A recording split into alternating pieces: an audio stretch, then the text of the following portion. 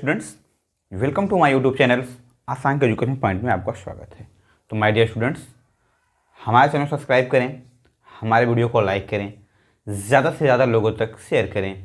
जैसा कि हम लोगों ने कल यूपी बोर्ड एग्ज़ाम को देखते हुए, हाई स्कूल के एग्ज़ाम को देखते हुए, हम लोग कल यूक्लिड विभाजन के प्रमेयिका का बात करते हुए उस पर चर्चा किया। हम लोग उसके बारे में डिफिनेशन भी लिए। आज हम उसी के अकॉर्डिंग उसके आज एक्सरसाइज चल रहे हैं, क्योंकि हमको अब एक्सरसाइज जल्दी लेना पड़ेगा, क्योंकि हम जितनी जल्दी एक्सरसाइज लेंगे उतने जल्दी से जल्दी क्वेश्चन को कवर अप करा पाएंगे और आपको समझा पाएंगे।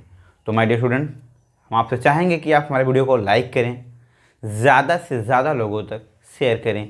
जैसा कि ये क्वेश्चन दिख रहा है आपको, प्रश्नावली 1 का ए, चैप्टर फर्स्ट रियल नंबर के एक्सरसाइज का प्रश्नावली 1 का ए, यानी स्टार्टिंग से चलते हैं। ये जो क्वेश्चन दिया हुआ है ये सीबीएसई बोर्ड के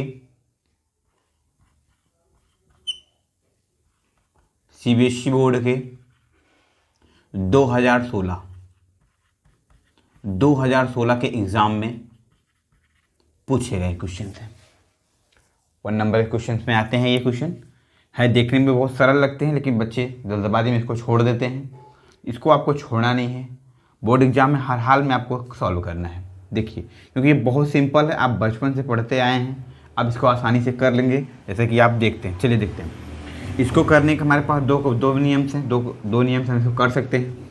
एक तो जो हमने कल आपको बताया था यूक्लिड विभाजन प्रमेय का प्रयोग करके, पहला क्या था, जो था ए बराबर b into q plus are.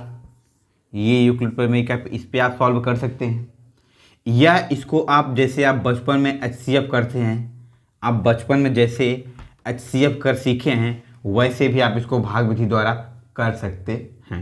देखिए, पहले आपको एलसीएम द्वारा करके दिखा देते हैं, जो आपको सरल लगेगा। सरल इसलिए लगेगा क्योंकि आप इसको बचपन में पढ़े हैं। देखो, हम करते भाग विधि एचसीएफ में करते क्या थे, करते ये थे हम लोग कि सबसे छोटी संख्या और सबसे बड़ी संख्या को देखते थे, छोटी संख्या से बड़ी संख्या में क्या करते थे, भाग करते थे। तो देखिए, छोटी संख्या इसमें कितना है, 135 है। क्वेश्चन नंबर ए 135 है और ये 225 है। तो क्या काम करते हैं हम, 135 से 225 में क्या करते हैं, ये करते हैं।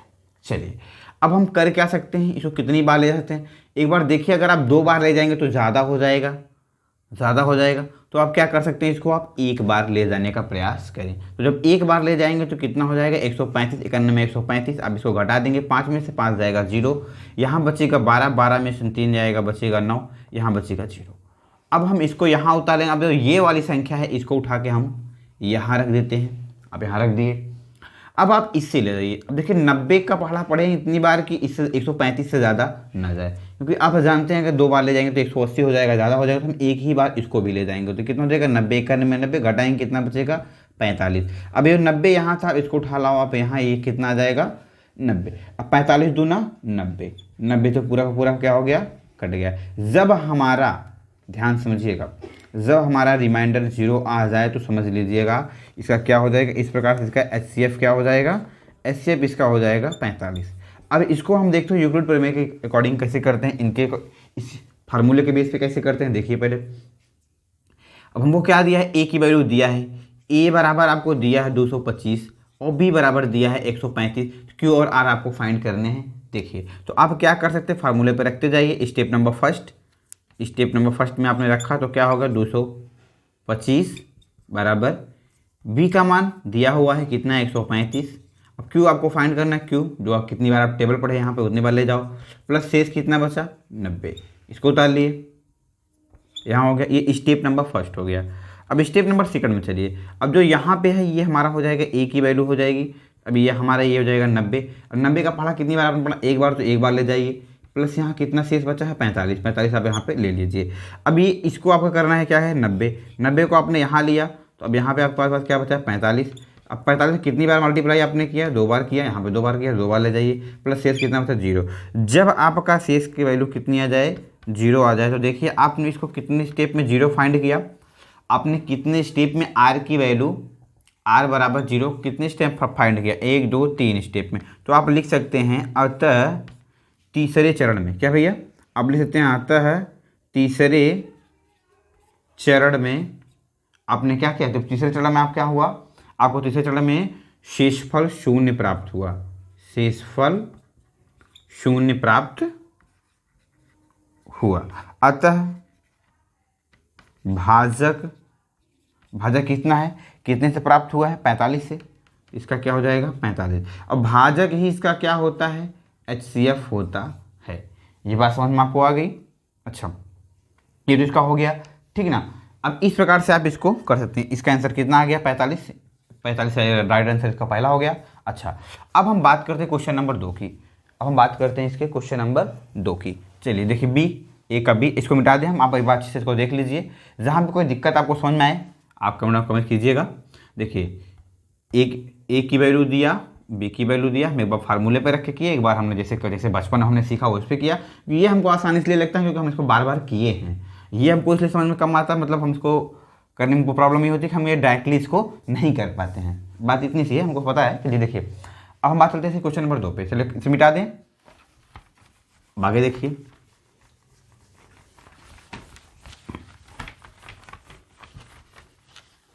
चलिए, अभी आपको दिख रहा है यहाँ पे, देखिए जो ज़्यादा होता है वो ए होता है, जो कम होता है उसे बी की वैल्यू हम रखते हैं, ठीक है।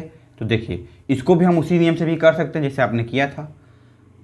हम इसको ज़्यादा कोशिश करेंगे, इसको हम इसी पे लगा के दिया जाए, क्योंकि ये हमको इसमें थोड़ा समझ में आया। क्योंकि देखिए, ये कुछ नहीं करना है। देखिए, इसलिए कितना दिया है, ए की वैल्यू आप रख दीजिए बराबर बी की वैल्यू 196 इंटू 195 प्लस 0। ये एक ही स्टेप में 0 फाइंड हो गया, ये एक ही स्टेप में फाइंड हो गया। अतः यह एक ही चरण में शेषफल शून्य प्राप्त हुआ। अतः एक ही चरण में शेषफल शून्य प्राप्त हुआ। भाजक जिसको हम बोलते हैं HCF, वो कितना है भैया, 196। ठीक, ये इसका आंसर हो गया। अच्छा, अब हम बात करते हैं इसके क्वेश्चन नंबर 3 की। मिटा दे, इसको मिटा देते हैं, देखते हैं। फिर कोई भी दिक्कत हो एक बार फिर से आप देख लीजिएगा, एक की वैल्यू पे रखने पर सब होता चला गया, ठीक है। अच्छा, अब हम बातें करते हैं, ध्यान दीजिएगा, इसे मिटा देते हैं। और एक क्वेश्चन थोड़ा हम इधर ले लेते हैं साइड में। कितना दिया है क्वेश्चन,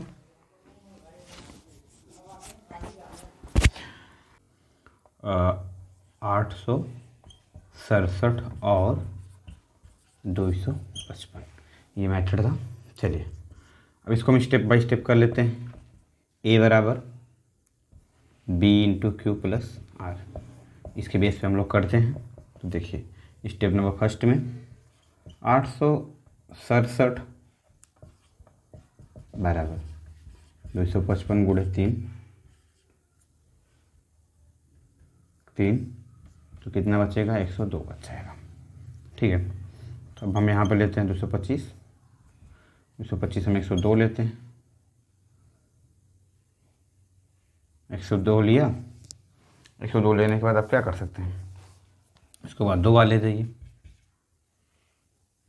2 बार, तो कितना बचेगा आपका, 51 आ जाएगा। 51 से बचा, ठीक है। तो अब आप क्या कर सकते हैं, थर्ड स्टेप में, स्टेप नंबर 3 102 लीजिए। 102 को कितने, 51 51 102 प्लस 0 शेष आ गया। इस प्रकार से आपको HCF कितना फाइंड हो गया, 3 चरण में आया। HCF से कितना आ गया, 51 इज द राइट आंसर। इस प्रकार से इसको आप कर सकते हैं, ठीक है। जहाँ भी कोई भी आप दिक्कत हो कमेंट बॉक्स में कमेंट करिएगा। अब हम चलते हैं इसके एक्सरसाइज के नेक्स्ट क्वेश्चन। तो देखिए माय डियर स्टूडेंट्स, जैसा कि हम लोगों ने देखा, अभी हमने 3 क्वेश्चन सॉल्व किया। तो पहला क्वेश्चन था। अब इसके अकॉर्डिंग हम लोग देखते हैं, इसमें अगला क्वेश्चन दिया है, नेक्स्ट क्वेश्चन। ये ऐसे क्वेश्चन जो संभावित हैं कि एग्जाम में हो आ सकते हैं, आने की संभावना है। देखिए, तो क्या है, यूक्लिड विभाजन एल्गोरिथम के प्रयोग से 306 और 1314 का HCF फाइंड करना है। तो आपको क्या करना है, HCF फाइंड करना है। कितना कितना दिया है, 306 और कितना दिया है, 1314। तो आप क्या काम करिए, अब इसको इस प्रकार से आप फाइंड कर सकते हैं, जो हमको आसान लगता है, जल्दी से कर लेते हैं हम। देखिए, कितनी बार जाते हैं, 4 बार, 3 चौको 12 होता है, तो करते हैं 6 चौको 24, 4 चौको 0, 4 तिहाई 12। तो घटा के देख लीजिए 0, यहाँ कितना बचा 11, 11 में से 2 गया, कितना बचा 9, यहाँ कितना बचा, यहाँ बचा 2 0, 90 आ गया, यहाँ कितना आ गया 306। अब इसको कितनी बार आप ले जाओगे कि इतना हो जाए, 9 चौक 36 ज़्यादा हो जाएगा 4 बार में, 3 बार ले जाओ, 3 जिक्को 0, 3 9 27, करके देख लो 6 बचेगा। यहाँ कितना बचा, 10 में 7 गया, 3 बचा, यहाँ कितना बचा 0, 36 आ गया। इसको यहाँ ले लो। अब कितनी बार ले जाओ आप, अगर आप 3 बार ले वो ज़्यादा जाएगा, तो अब 2 बार ले जाओ, 2 छंगे 12, 2 तिहाई 6, 1 7, घटा लो, यहाँ कितना आ जाएगा, 10 में से 2 गया 8, यहाँ बचेगा 1, 18 आ गया। अब ये कितना हुआ 36, तो 18 दूना 36, रिमाइंडर कितना आ गया 0, रिमाइंडर कितना आ गया 0। आर की वैल्यू कितनी आ गई 0। जब आर की वैल्यू 0 आ जाए तो हमको समझ में आ जाना चाहिए ये हमारा क्या हो जाएगा HCF। HCF बराबर कितना आ जाएगा 18, 18 ही इसका परम सत्य आंसर। ठीक है, अब हम इसके नेक्स्ट क्वेश्चन चलते हैं। नेक्स्ट क्वेश्चन देखते हैं, आते हैं अगली वीडियो में।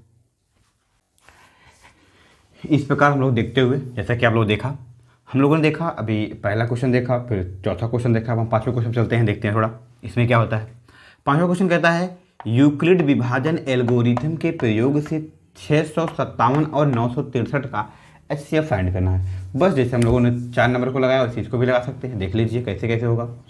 657 छोटी संख्या है, 963 बड़ी संख्या है। अब इसी को आप कर लीजिए इसके अकॉर्डिंग, एक बार जाएगा तो 657 आ जाएगा, घटा दीजिए कितना हो जाएगा, 13 में से 7 गया, कितना बचेगा 6 बचेगा, यहाँ कितना बचेगा 5, 5 में से 5 गया 0, यहाँ कितना बचेगा, यहाँ बचेगा 3। अब आप ले जाइए यहाँ पे 657, अब आप इसको 2 बार ले जाइए, 2 6 12, 2 जिक्को 0, 2 तिहाई 6, घटा दीजिए 7 में से 12 गया, इतना 7 में से 2 गया 5, यहाँ कितना बचा 4, सॉरी 5 में से 1 गया 4 बचा, यहाँ बचा 0, 45 आ गया, 306 आ गया। अब इसको कितनी बार ले जाइए, तो आप जानते हैं 8 चौको 32 ज़्यादा हो जाएगा 8 बार में, तो 7 बार ले जाइए, 7 पच्चे 35, 7 चौक 28, 28 3 31 ज़्यादा हो गया ये भी, तो आप क्या करिए 6 बार ले जाइए, 6 35, 6 चौक 24, 24 3 27, घटा के देख लीजिए 6 बचा, यहाँ कितना बचा 10 में से 3 हो गया, सही है, इधर बचा 0 आ गया 36, यहाँ आ गया 45, 45 से एक बार ले जाइए, 36 से कम 36 बचेगा कितना 9, यहाँ आ जाएगा 36, तो आप जानते हैं 9 चौको 36, इस प्रकार से पूरा पूरा कट गया। अब देख लीजिए कितना आ गया, जब पूरा पूरा कट गया तो आपने देखा कि आर की वैल्यू 0 आ गई और भाजक की वैल्यू, भाजक जिसे हम B बोलते हैं, B उसकी वैल्यू कितनी है 9, 9 इसका क्या हो गया HCF, 9 इसका क्या हो गया HCF, ऐसे भी राइट आंसर परम सत्य आंसर, इस प्रकार से हो गया। अब हम इसके चलते हैं अगले क्वेश्चन पे। अगला क्वेश्चन देखते हैं, इसको रफली ग्रैफ कर देते हैं।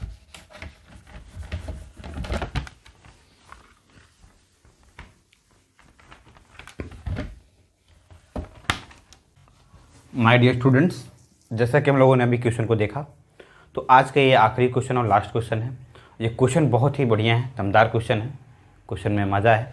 मज़ा का मतलब ये कि इसमें आपको थोड़ा लॉजिक लगाना पड़ेगा, थोड़ा सोचना पड़ेगा, क्योंकि ऐसे क्वेश्चन बच्चे देख कर डर के मारा छोड़ देते हैं, छोड़ने की वजह से उनका नंबर कम आता है एग्ज़ाम में। और जब क्योंकि एक क्वेश्चन आसानी से वो कर सकते हैं, इसके बावजूद वो क्वेश्चन नहीं करते हैं, इसलिए उनको बहुत पश्चाताप होता है लास्ट में जब उनका रिजल्ट आता है। इसलिए हमको ऐसे क्वेश्चन को बहुत आसानी के साथ, बहुत ही गंभीरता से पहले क्वेश्चन को पढ़ना है, फिर उसके अकॉर्डिंग करना है। देखिए क्वेश्चन क्या कहता है, दर्शाइए कि कोई भी धनात्मक विषम पूर्णांक की बात किया है 6q+1 या 6q+3 या 6q+r के रूप का होता है जहाँ q कोई पूर्णांक है। यहाँ बात क्या कहा उसने, जहाँ q कोई पूर्णांक है। तो आइए फिर चलते हैं हम इसके सॉल्व की तरफ। देखिए इसको सॉल्व कैसे करते हैं। ऐसे क्वेश्चन आपको क्या करना पड़ेगा जहाँ पे कुछ मैटर्स होते हैं, आपको कुछ मानना पड़ेगा। माना माना ए कोई धनात्मक क्या है, पूर्णांक है, ठीक है। और b को मैंने माना, क्या किया, तथा b बराबर 6, b बराबर क्या दिया हुआ है, 6 ऑलरेडी दिया हुआ है। तो अच्छा, ये बातें उसमें ऑलरेडी क्वेश्चन में हो गया। अब उसने बात क्या कही, बात उसने क्या कई बार सोचने की कोशिश करिए, जहां जो क्वेश्चन में कहा है, जहां q ग्रेटर देन 0, क्या दिया है, q ग्रेटर देन 0। और क्या कहा है, उसने कहा है कि 0 जो है, क्या बात कर रहा है, उसने कहा कि 0 less than r less than 6, ठीक है ना। उससे बड़ा भी, 0 जो है r से छोटा है और जो r है वो 6 से छोटा है, यहां तक की बात उसने की। अर्थात r बराबर हम मान सकते हैं 1 2 3 4 5 क्रमशः, क्या बातें हुई, क्रमशः। इसको हमने क्या किया, मान लिया। अब हम इसको देखते हैं अगले स्टेप पे क्या होता है। अगले स्टेप पे हम देखते हैं, हमने देखा है, बचपन में पढ़ा है, a बराबर 6q प्लस r, इसी पे बातें हो रही थी। अब इसी के स्थान पे r की वैल्यू आपको बार बार, एक बार 1, एक बार 2, एक बार 3, एक बार 4, एक बार 5 रख के देखना है। चलिए रख के देख लेते हैं। a बराबर 6q प्लस 1 बराबर 2 से क्या है भैया, विभाजित, 2 से विभाजित नहीं है। क्यों नहीं है, क्योंकि ये विषम है। अच्छा, 6 प्लस 2 बराबर 2, 2 से विभाजित है, 2 से विभाजित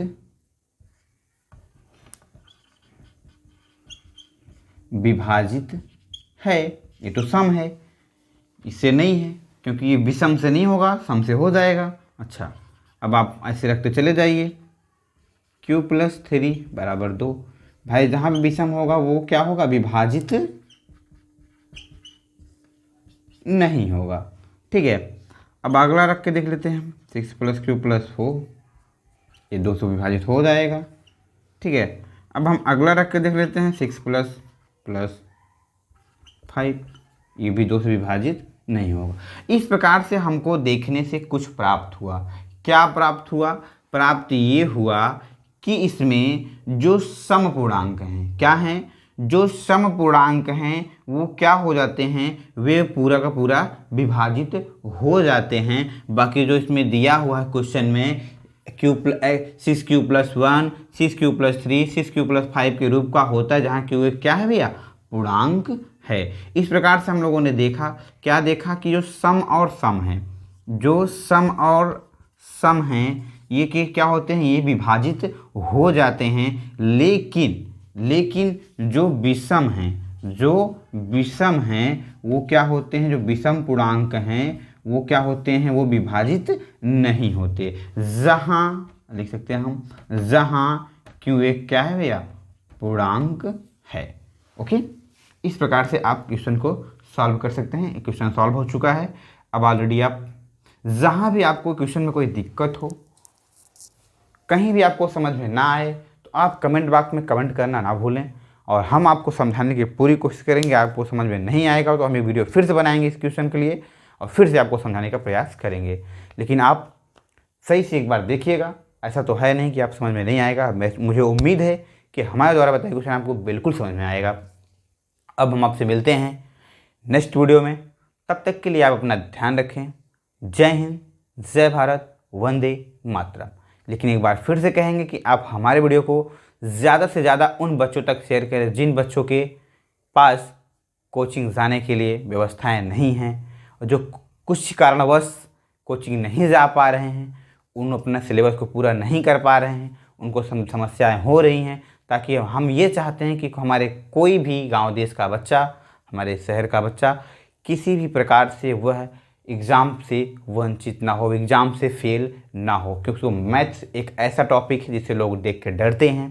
देख कर डरने की बात ये होती है कि उनको टीचर पहले से ही उनको बहुत बड़ा हुआ बना देते हैं, जिससे बच्चे क्या होते हैं, डर जाते हैं, जिससे वो बच्चे डिमोटिवेट हो जाते हैं। इसलिए हम उन बच्चों के लिए आए हैं ये अपना चैनल लेकर। अपने चैनल के साथ ये भी बताना चाहते हैं कि भाई हम उन लोगों के लिए हैं जिनको मैथ बिल्कुल नहीं आता, उनके सिखाने की गारंटी रखते हैं, लेकिन बस हाँ बच्चा सीखने की इच्छा रखे। ठीक है, तो अब हम आपसे मिलते हैं नेक्स्ट वीडियो में, लेकिन आप हमारे वीडियो को ज़्यादा से ज़्यादा उन बच्चों तक पहुंचाइएगा जो बच्चे असमर्थ हैं कोचिंग जाने में, जिनको कोई आर्थिक प्रॉब्लम, किसी प्रकार का प्रॉब्लम है, तो वो हम चाहते हैं कि हमारे कोई बच्चा, हमारा कोई भी स्टूडेंट वंचित ना रहे। अब हम आपसे मिलते हैं अगले वीडियो में। जय हिंद, जय भारत, वंदे मातरम।